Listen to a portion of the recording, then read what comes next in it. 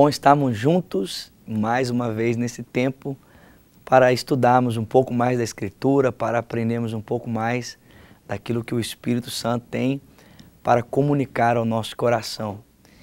E um dos textos tão maravilhosos que a Escritura nos traz está lá em Salmos, dizendo que esse é o dia da nossa salvação, esse é o tempo aceitável ao Senhor. Então hoje, nesse dia, é um dia que o Senhor deseja comunicar a mim, a você, essa tão grande salvação, essa salvação que transforma radicalmente a nossa vida. Não toca apenas a nossa parte espiritual, mas toca também a nossa alma, toca o nosso corpo, o nosso proceder, o nosso pensar.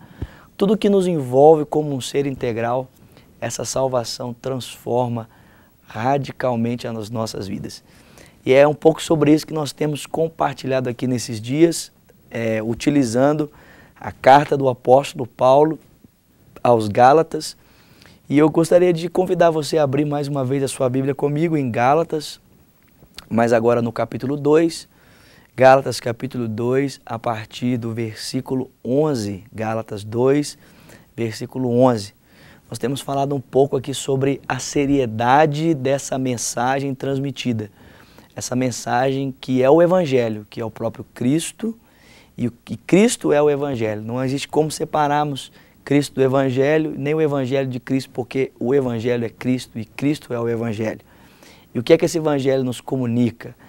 Paulo vai dizer para nós que esse Evangelho nos comunica que Cristo é altamente suficiente para a nossa salvação. Não é necessário acrescentarmos nada a Cristo para que sejamos salvos. Então é esse o ensinamento que Paulo está aqui combatendo nessa carta aos Gálatas, dizendo o seguinte, que não era necessário mais nenhum procedimento da parte do judaísmo para que esses irmãos fossem salvos. É verdade que, correndo a carreira cristã, essa salvação nos coloca, sim, em responsabilidade para com Deus, mas não uma responsabilidade para com a nossa salvação, visto que Cristo é suficiente para nos salvar. Mas essa responsabilidade que temos agora é de que essa salvação não apenas nos alcance, mas ela também seja vivida em nós, no nosso procedimento, nos nossos pensamentos. Nós vamos ver aqui um pouquinho da seriedade com que Paulo lida com essa mensagem. Aqui em Gálatas, no capítulo 2, versículo 11, ele diz: quando, porém, Pedro veio a Antioquia, eu o enfrentei face a face por sua atitude condenável. Porque antes de chegarem alguns da parte de Tiago, ele comia com os gentios. Mas quando eles chegaram, ele se afastou, se separou dos gentios, temendo aqueles que eram da circuncisão. Os demais judeus também se uniram a ele nessa atitude de hipocrisia, de modo que até o próprio Barnabé se deixou levar. Ah, mas quando eu vi aquilo, quando eu vi como estavam andando, que não era de acordo com a verdade do Evangelho, declarei a Pedro, diante de todos: você é judeu, mas vive como gentio e não como judeu. Portanto, como pode obrigar os gentios a viverem como judeus? Nós, judeus de nascimento, e não os gentios pecadores, sabemos que ninguém é justificado pela prática da lei, mas mediante a fé em Cristo Jesus. Então perceba a seriedade com que Paulo está lidando com essa questão de Cristo ser o Evangelho altamente suficiente para a nossa salvação. Por quê? Porque Paulo vai dizer que em uma situação, Pedro afastou-se dos gentios quando os da circuncisão chegaram, ou seja, quando os companheiros de Pedro antes, no judaísmo, chegaram e Pedro estava ali em Antioquia, então Pedro se apartou dos gentios para ficar tão somente com aqueles que eram circuncidados. E a Escritura vai dizer que Paulo, então, observando aquele procedimento que não era de acordo com o Evangelho, ele repreendeu a Pedro. Agora, meus irmãos, nós precisamos se lembrar que esse Pedro que foi repreendido pelo apóstolo Paulo é aquele mesmo Pedro que foi escolhido por Jesus para ser um dos seus 12 apóstolos. Esse Pedro que foi repreendido pelo apóstolo Paulo é aquele mesmo Pedro que em Mateus 16 disse: Tu és o Cristo, o Filho do Deus vivo. Esse Pedro que foi repreendido pelo apóstolo Paulo é o mesmo Pedro que em Atos capítulo 2 é utilizado no dia do Pentecostes para proclamar a mensagem de Deus e a salvação então de 3.000 pessoas. Esse mesmo Pedro é aquele Pedro também que foi preso, exposto ao sinédrio, depois de ter sido açoitado, ele é devolvido à igreja com muitas alegrias. É esse Pedro que está sendo confrontado pelo apóstolo Paulo. Paulo não se sentiu coibido, Paulo não se sentiu envergonhado, pelo contrário, o apóstolo Paulo, diante daquilo que estava em jogo, que era a seriedade do evangelho, ele repreendeu até mesmo Pedro, né? A gente poderia pensar o seguinte: já pensou?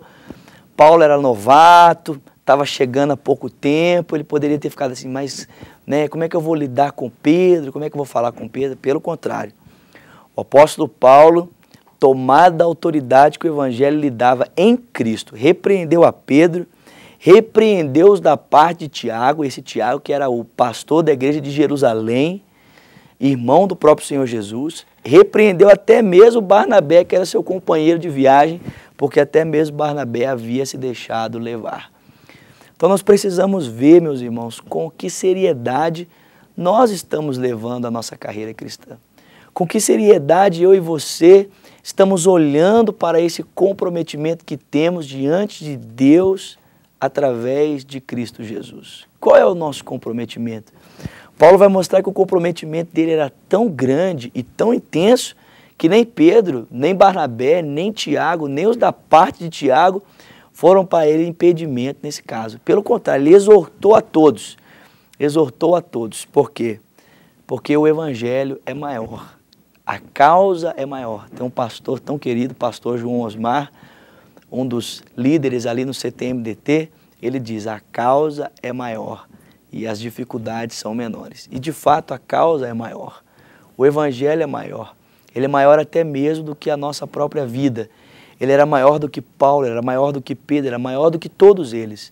O evangelho, ele é maior. É por isso que Paulo então tem essa atitude. E é por isso que nós também devemos ter essa atitude nas nossas vidas. Tudo aquilo que nos faz negociar com o evangelho deve ser colocado à parte das nossas vidas. Se existe algo que nos faz negociar esses princípios tão poderosos do evangelho, que é o próprio Cristo, deve ser apartado de nós, porque o evangelho, ele é o próprio poder de Deus, ele é o próprio Cristo. O evangelho é a nossa esperança, a nossa certeza, a nossa fé. É aonde nós depositamos a nossa confiança para sermos salvos por meio dessa graça maravilhosa que nos alcança através de Cristo. Então eu queria desafiar você nesse dia, se você sabe que existe algo na sua vida que não condiz com o evangelho, com Cristo, abra mão disso, querido, porque Ele é maior, Ele é altamente suficiente e poderosamente eficaz para salvar as nossas vidas. Nosso telefone está na sua tela, você pode ligar para nós. Foi um prazer estar com você, que o Senhor te abençoe ricamente, em nome de Jesus.